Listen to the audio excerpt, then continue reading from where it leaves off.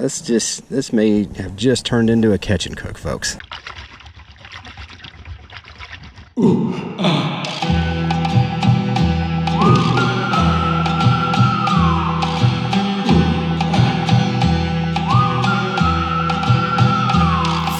Decided that I had spent too much time here lately bass fishing. I have not gone out and tried to fish ultralight for, gosh, I don't know how many years.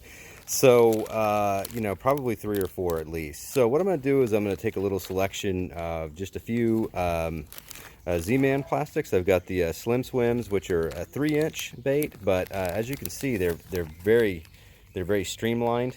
So I think that this will work well for bluegill and crappie. Just taking a couple of colors of those. And then I've got these little baits right here, which I'm actually really excited to try. You can tell that the TRD hogs are what they're called. And while I think it's intended to be kind of like a little jig type trailer or a Ned rig type bait, I actually feel like the way that these things float and you know, with the shape of this, I feel like that if I trim this down just a little bit, I think that'd be kind of a cool looking little grasshopper imitator. So what I'm going to do, or a cricket imitator, so what I'm going to do is probably, you know, cut the legs down on these a little bit, shorten the body some, and take those out, you know, and just kind of fish that, you know, maybe like even like wacky rigged, kind of let it sink down. My other plan, and you can see I've got like just a selection of jig heads I'm taking with me here. Then I've got some just little pieces of Z-Man baits that I've cut up for other purposes, like when I was doing bait modifications. And you can see like this is just a TRD that I have sliced in half lengthwise, and then I put some juice on it, man, to make it like a little more stinky. But I think with this thinner profile in here, you know, it'll encourage bluegill to go after it. I've got some that I have like quartered even, and you can see that they are really thin and stringy. So they're like a super tough little finesse type worm, and I think those will be great. And I've cut some down into like shorter lengths and things like that too. You can see right there. I think this will be a great little bait to try doing some like kind of micro wacky rigging on. And then to do that, since you know the Z-Man stuff tends to float, I got some of the mosquito hooks, and I've got some of the split shot, and I'm going to make some little micro wacky heads that I'm going to use to put these on. And if that doesn't work, I also just got some 32nd ounce tube jigs, and you can see the way that these have the little raised eye on there. I'm actually going to use these to rig this weedless. The lake that I'm going to be fishing has a decent amount of like coontail and other vegetation in it. So if I keep getting hung up too much with just a bare hook, I might do this and do like kind of like a little mini, almost like a Texas rig, like wacky setup, or similar to like what I did with the chicken rig, and kind of just leave that Tex bow so I don't have to do much to set the hook. And I think those bluegill will probably set it on themselves. So that's going to be my plan for tomorrow, if it's too windy to fly fish. And I am not a fly fisherman. I'll be the first one to admit it. I don't know what the hell I'm doing. But you know what? A few years back, I bought a fly outfit, and I'm going to try it. I'm going to try to go out there tomorrow and see what I can do. Now, you know, if it is too windy, which that is a strong possibility in Oklahoma, that's why I've got this stuff right here. I've got some moving baits. I've got some wacky rig stuff. I've got some insect imitators that I can throw in there with those TRD hogs that I cut down. And, you know, if I wanted to, I could even probably fish those on the surface. You know, I think I can throw those out there, and because they float, I think I could even use that as kind of a topwater bait. All right, so today I'm out here at Lake Dahlgren, which is in the Lexington Wildlife Management Area near Lexington, Oklahoma, Slaughterville area. And I fished this lake a couple of times last year, and frankly didn't really have much success catching any bass. They recently drained this lake and then rebuilt it, basically. I think they did some things like added some of these jetties and stuff like that to come out, and added more fish habitat. I think their plan was to make this kind of like I think they advertised it as kind of a trophy bluegill lake. I know they did stock some Florida strain bass in here. I don't know on those Florida strain bass, like how, how many of them were stocked that were larger. I know they put some larger stock in there, but I think a lot of them were pretty small. So this is a lake that I think probably in a couple of years, probably going to be a pretty nice lake. One thing about it though, you can see I've got, I think, 4 kayakers over there, 3 or 4 kayakers over there. There were a couple of them that were back there.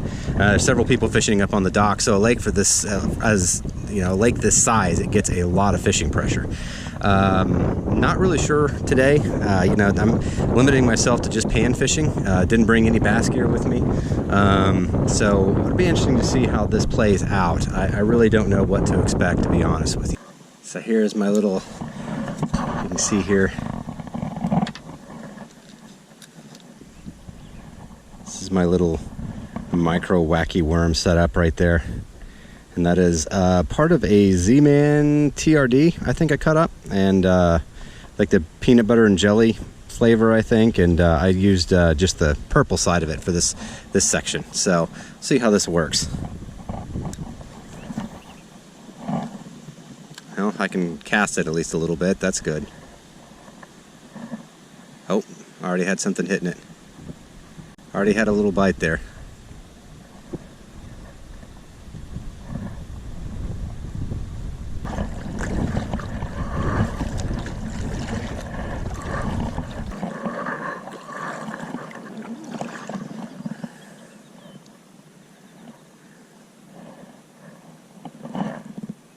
Oh my gosh, well, I don't know if the fishing is going to be as productive over here, but man, it is sure a lot easier dealing with the wind on this side. I know that for sure, because holy cow, man, that wind is brutal on the other side of the lake. It was hard to even cast with this ultralight and these light lures. So I definitely want to stay over here as long as I can. Assuming I can catch any fish. Get out there, son of a bitch. You're messing up my presentation. Come on.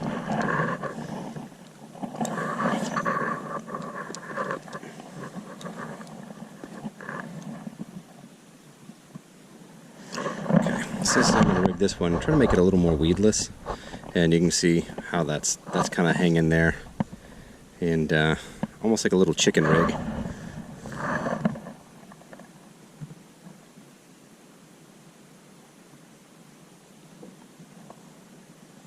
Oh my gosh, something's already after it. Down there, little tiny dude. Okay, let's try this instead.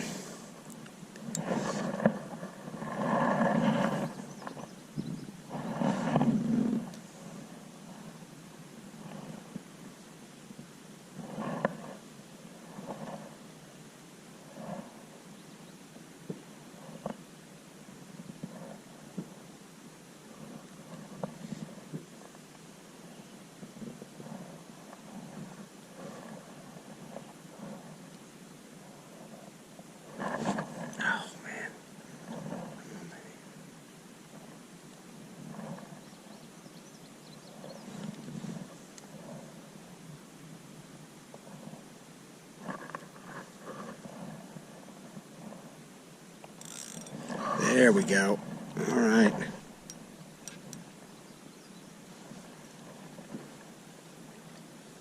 Hey, that is a freaking good bluegill. Holy cow, dude. Look at the size of this thing. Oh, nice. Man. Dude, I mean, like, there's my hand. Look at the size of this thing. Yowzers, baby. Awesome.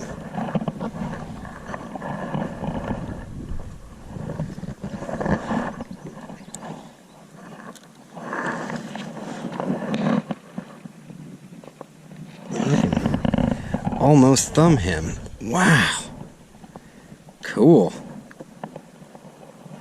There we go. Good grief. The size of that bluegill. That thing is crazy. That's one of the larger ones I've ever caught. Look at it. Beautiful. That dude is going in the cooler.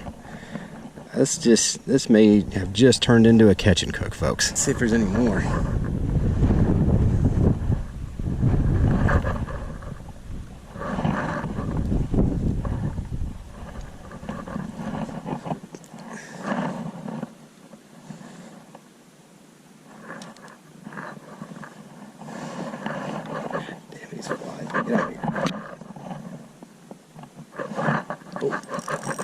Son of a gun. This is a nice fish here too. Oh, I think I'm on a school of them now. What is this? It's a little bass? Hey, all right, look at that.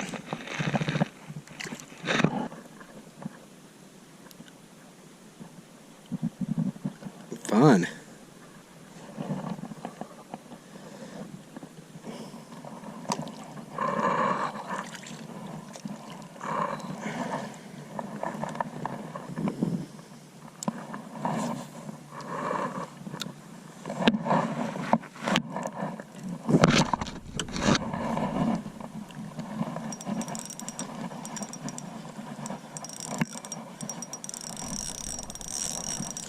Oh, shit.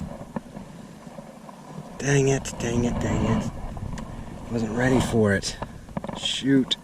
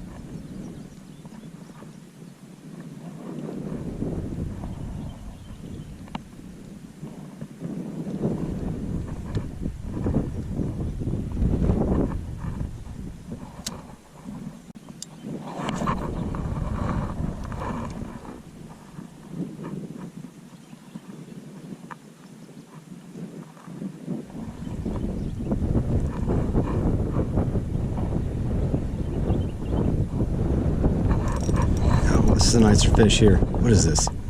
Oh, hey, here we go.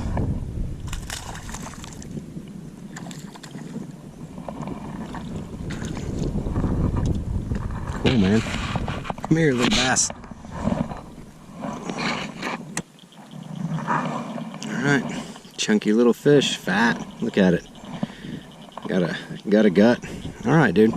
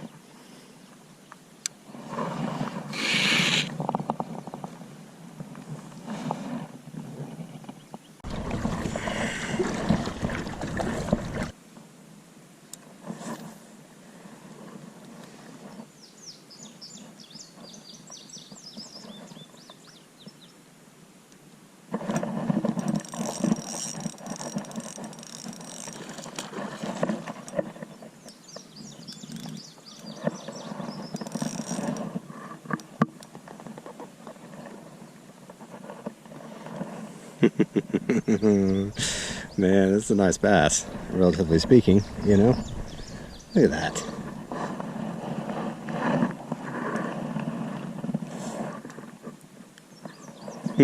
Tiny little worm. He's probably, he may go a pound. Anyway, pretty little bass.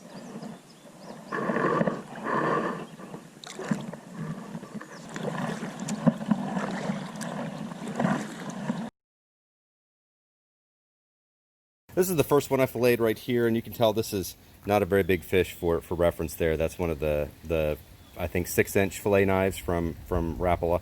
Anyway, so you can see I got a couple of, I mean, those aren't huge fillets off of it, but those are certainly good enough because I am going to be eating this as a single man. So I think I'm going to kind of make me a little bluegill po' boy is what my plan is for this. So yeah, so those are the first fillets.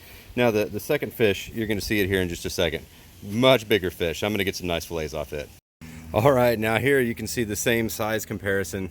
Look at that. That is a good, Probably close to 8, 9-inch, maybe 10-inch bluegill, not sure. It's a good sized bluegill, one of the bigger ones I've ever caught, so pretty happy about that. All right, so I have breaded the fillets, and one of the things you want to do while your oil's heating up, I usually will go ahead and bread them then. And one of the big things to do is you just want to make sure that you get them as dry as you can before you put your your seasoning on, or your breader. In this case, I've got some Atkinson's seafood breader, which is, I guess, a Charleston thing. Picked it up when I was in Charleston, South Carolina, and was eating some speckled trout and redfish that we caught. But I don't think this is going to be as good as that, but it'll probably be pretty good. Anyway, so just make sure that, you want to make sure, you can see right there the paper towels. Make sure you pat your fillets really good and dry.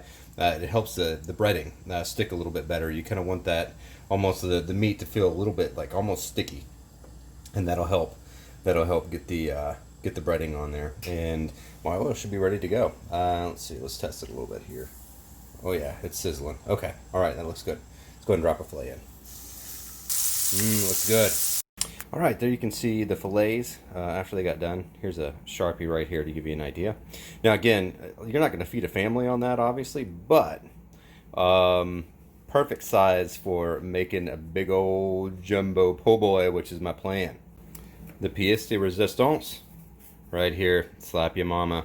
Great stuff. And there we go. There it is right there. That is my po' boy.